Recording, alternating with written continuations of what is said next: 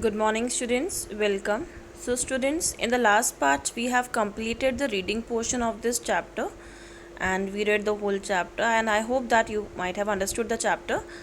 So, now we are going to start with the exercises. First of all, this what you have learned part, you have to just read it out properly, and then let's move on to the exercise.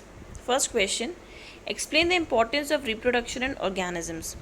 So reproduction क्यों necessary होता है किसी भी organism में? Because first page पे हमने इस chapter की जब आप रीडिंग कर रहे थे तब हमने पढ़ा था कि रिप्रोडक्शन पहली बात होता क्या है. Reproduction is the process to produce the young ones or to produce the babies. So reproduction अगर होगा नहीं, ये प्रोसेस ही अगर नहीं होगी, तो हाउ द ह्यूमन बींग्स और any other organism can produce the young one. तो एट लास्ट आकर वो स्पीशीज़ ख़त्म हो जाएगी. अगर रिप्रोडक्शन नहीं होगा तो कोई भी लिविंग ऑर्गेनिज्म इस अर्थ पे सर्वाइव नहीं कर पाएगा. इसलिए रिप्रोडक्शन काफ़ी ज़्यादा नेसेसरी होता है, इम्पॉर्टेंट होता है. Second, describe the process of fertilization in human beings. What is fertilization? We read that fertilization is the process of the fusion of the male gamete, that is sperm, and the female gamete, that is ova. And we also read in this the nuclei of the sperm cell and the nuclei of the egg cell fuse to form a single nucleus, which consists of chromosomes which carry unit of inheritance with it. Means the characters of the mother and the father is inherited by the his or inherited by the child. Next, third question, choose the most appropriate answer. So this third question, let's read this. Internal fertilization occurs. Internal fertilization कहाँ होता है? It occurs in the female body. So the answer is the first one. It occurs in female body. B.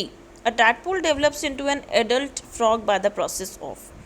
Tadpole से लेके adult frog बनने तक की जो process होती है, जो ट्रांसफॉर्मेशन होता है ड्रास्टिक चेंजेस के थ्रू, उसको बोलते हैं metamorphosis. C. The number of the nuclei present in a zygote. Zygote में कितनी न्यूक्लियाई प्रेजेंट रहती हैं? 2. Now let's do true or false. Oviparous animals give birth to young ones. True or false? The answer is false. Oviparous animals did not give birth to young ones, but they lay eggs. That's why the statement is false. Second, each sperm is a single cell. True, as we read that sperm is the smallest unit and it is the single cell. C. External fertilization takes place in frog. True, because the frog lay eggs in the pond or in the stream. So external fertilization takes place in frog. D. New human individual develops from a cell called gamete. So it is false. E. Egg laid after fertilization is made up of a single cell. After fertilization, the egg which is laid, it is made up of a single cell. The answer is true. F. Amoeba reproduces by budding. No, amoeba reproduces by binary fission. Hydra reproduces by budding. So the answer is false. G. Fertilization is necessary even in asexual reproduction. False. Because there is no fusion of male and female gamete in asexual reproduction, therefore fertilization is not necessary in asexual reproduction. B. Binary fission. H. Binary fission is a method of asexual reproduction. So it is true. I. A zygote is formed as a result of fertilization. True. J. An embryo is made up of a single cell. False. It is made up of a group of cells. Now, fifth question. So, the difference between zygote and fetus are. See, zygote is a fertilized egg which is formed after the fusion of the male and the female gamete, whereas fetus, it is a stage of the embryo only which shows different body parts, means which shows all the main recognizable or the body parts which can be identified of a mature organism. And then zygote is divided, काफ़ी बार divide होता है zygote ताकि embryo बन पाए, and then embryo से क्या बनता है, एम्ब्रियो डेवलप होता है तो फिर फीटस बनता है. तो ये 2 डिफरेंसेस है main. Now 6th question, define asexual reproduction, describe 2 methods of asexual reproduction in animals. So asexual reproduction हमने जैसे पढ़ा था कि क्या होता है. असेक्सुअल रिप्रोडक्शन ऐसे टाइप का रिप्रोडक्शन होता है जहाँ पे केवल एक सिंगल पेरेंट का ही इन्वॉल्वमेंट रहता है. और असेक्सुअल रिप्रोडक्शन जो एनिमल्स में जैसे हमसे पूछा गया है कुछ एग्जाम्पल, तो एक तो है असेक्सुअल रिप्रोडक्शन का जो डिफरेंट मेथड्स के थ्रू होता है. एक है बडिंग एंड दूसरा है बाइनरी फिजन, जो हमने इस चैप्टर में ही पढ़ा. बडिंग हमने पढ़ा हाइड्रा में एंड बाइनरी फिजन हमने पढ़ा था अमीबा में. बडिंग में क्या पढ़ा था कि हाइड्रा में हम देख पा रहे थे कि कुछ बल्जेस नज़र आ रहे हैं जिसको क्या बोला गया है, बर्ड्स. उसके बाद स्लोली वो डेवलप होने लगते हैं और सेपरेट होने लगते हैं उन इंडिविजुअल से, मेन पेरेंट सेल से. पेरेंट जो होता है ऑर्गेनिज्म, उससे वो जो बल्जेस हैं वो धीरे धीरे सेपरेट होने लगते हैं, फिर अपना एक खुद ही एक नया इंडिविजुअल बनता है. उसके बाद हमने पढ़ा था बाइनरी फिजन के बारे में, जो कि अमीबा में टेक प्लेस होता है, जहाँ पे न्यूक्लियस अमीबा की सेपरेट डिवाइड होने लगती है इनटू 2. इस तरीके से जो डॉटर सेल्स बनती हैं, इनकी न्यूक्लियस डिवाइड करके न्यूक्लियस सेपरेट होती है 2 में. उस तरीके से इसको बोला जाता है, इस पूरे प्रोसेस को बोला जाता है बाइनरी फिजन.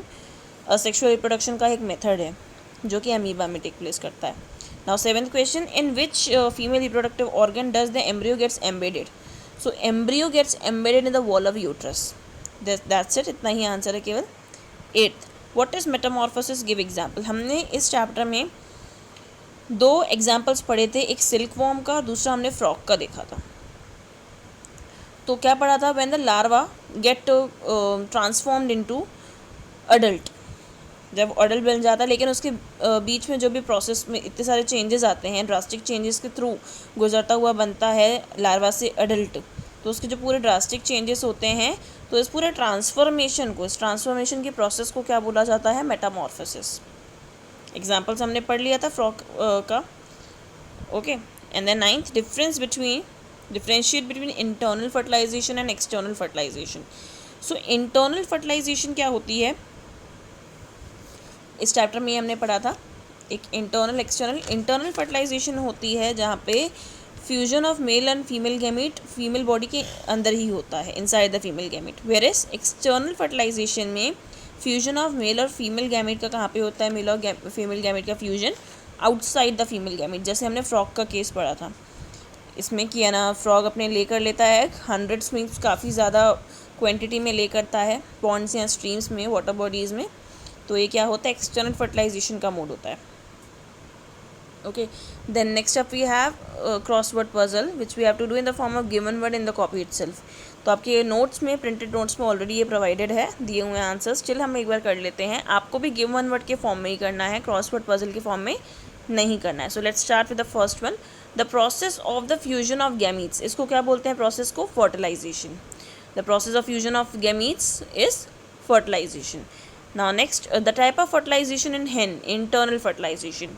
हेन में किस तरीके का फर्टिलाइजेशन होता है, इंटरनल फर्टिलाइजेशन होता है. Next, term use for bulges observed on the sides of hydra. Hydra की साइड में जो बल्जेस होते हैं उसको क्या बोला जाता है, birds, BUDS, birds. Next, eggs are produced here. Eggs कहाँ प्रोड्यूस होते हैं, eggs are produced in the ovary. So eggs are produced in the ovary.